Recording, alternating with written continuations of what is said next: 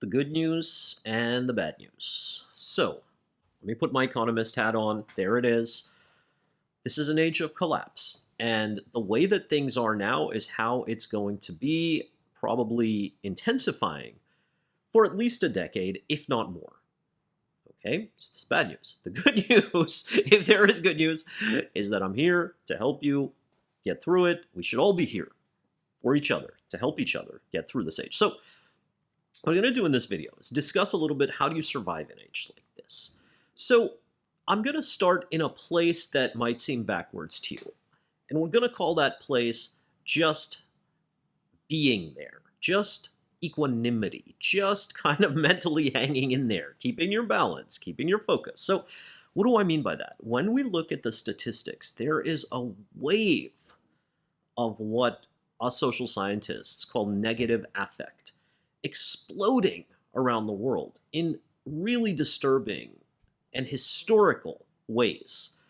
Okay, so stress, anxiety, despair, depression, all these things for the last decade have been exploding off the charts. And in a future video, I'm going to call this the most important chart in the world, and I'll throw it up here for you quickly. So you can see, this is real. Okay, so the reason that I'm starting with this is that if we don't have a sense of focus, if we're overwhelmed every day, then it's hard to just make it, right? It's hard to just continue on. It's hard to hang in there and make progress. So it's the first thing I want you to know. This wave is real, okay? And if you're feeling like this, it's not just you. It's a global phenomenon, and it's different. The way that the world is today is making us all feel panicked, afraid, terrified, anxious, worried, concerned. Go down the list. Negative affect. So we're just talking about equanimity, not being overwhelmed, staying focused.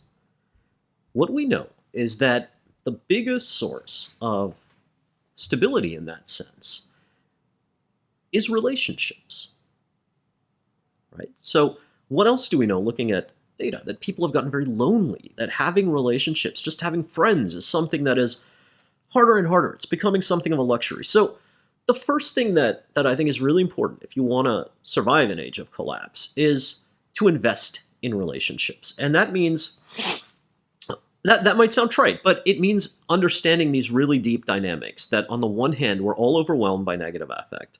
On the other hand, relationships, social bonds are rupturing, and we're all feeling lonelier and lonelier. So that creates this kind of vicious circle, right? Where the lonelier we feel, the more overwhelmed we get by negative affect. So it's doubly important in this day and age to invest in relationships. It's really, really crucial. So make time. Just chat.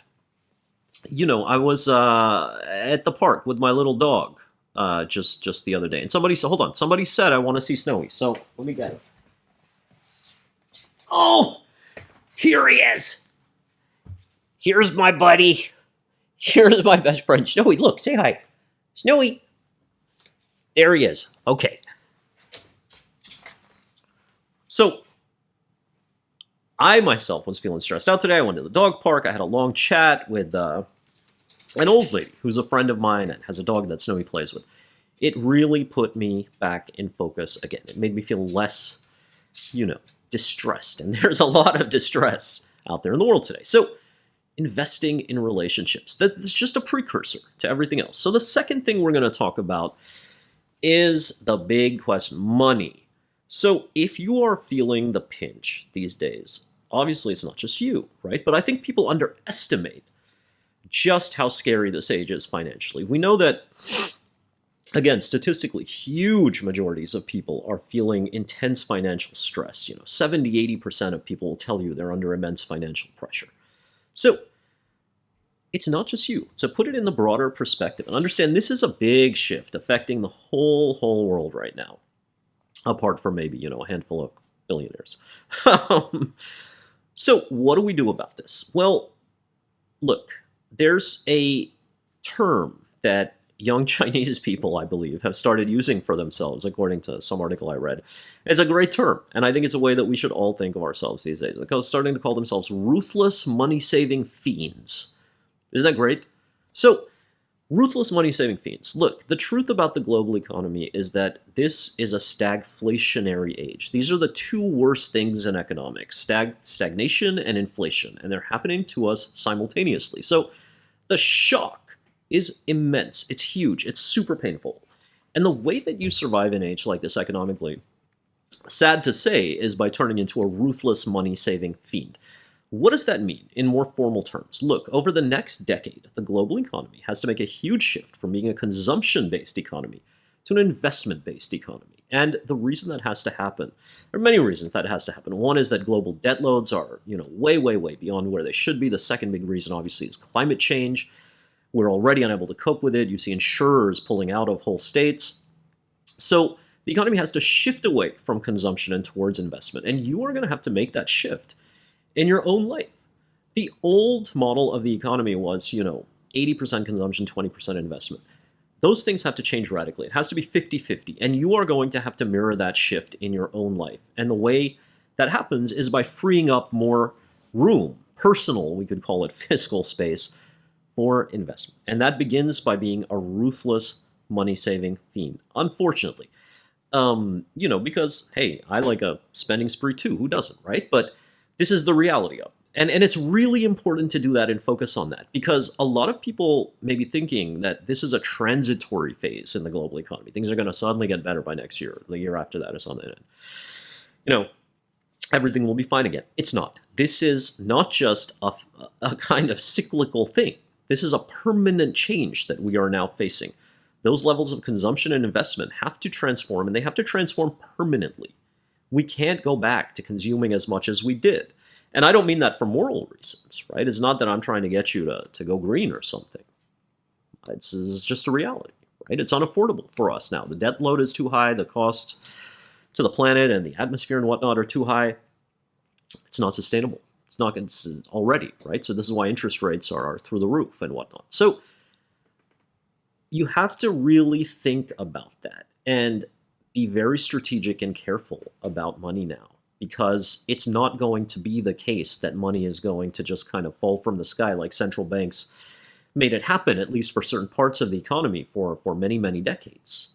We are now in an economy where, the price of money itself is going up, and so it's becoming scarcer. So I want you to really think about that and contend with that. It's a big challenge. That brings me to the third one, which is careers. Look, there's a big mistake that a lot of people make with their careers, and it is that you should always be applying for jobs. Always. It should never end. Why is that?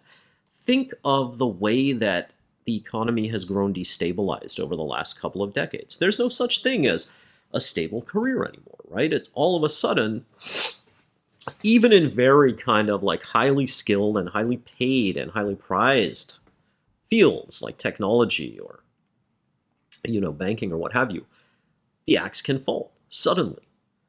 And so think of the way that employers treat people. They treat them very disposably, and they're totally ruthless about it. They don't have any compunction about saying to you, hey man, you've been working here for 3, 5, 10 years, you're gone, you're out. Right? And this is not the poor CEO's fault most of the time. He's got some hedge fund sociopath breathing down his neck, telling him people are worthless, right? So you have to be just as ruthless back. And again, I'm sorry to put it that way, but that's a blunt reality. So if employers are willing to treat people that disposably, then you also have to be willing to kind of, again, it's sort of sad to say, but take that approach. So you should always be applying for jobs. It shouldn't be something that you say, oh, I'm going to do next year or the year after that. It should be a habit. And you should always be out there kind of learning and putting your feelers out and just seeing where you could go next. That's going to become increasingly important, because if you think about what we just talked about, the economy is not going to go back to a place of stable growth anytime over the next decade. It's going to be that much more ruthless and brutal out there, and the axe is going to fall much more sharply and suddenly. And the way that you deal with that, well, I think, is to be ahead of that series of sudden chopping motions. Does that make sense? So, kind of relationships or mental stability focus, equanimity, money, career.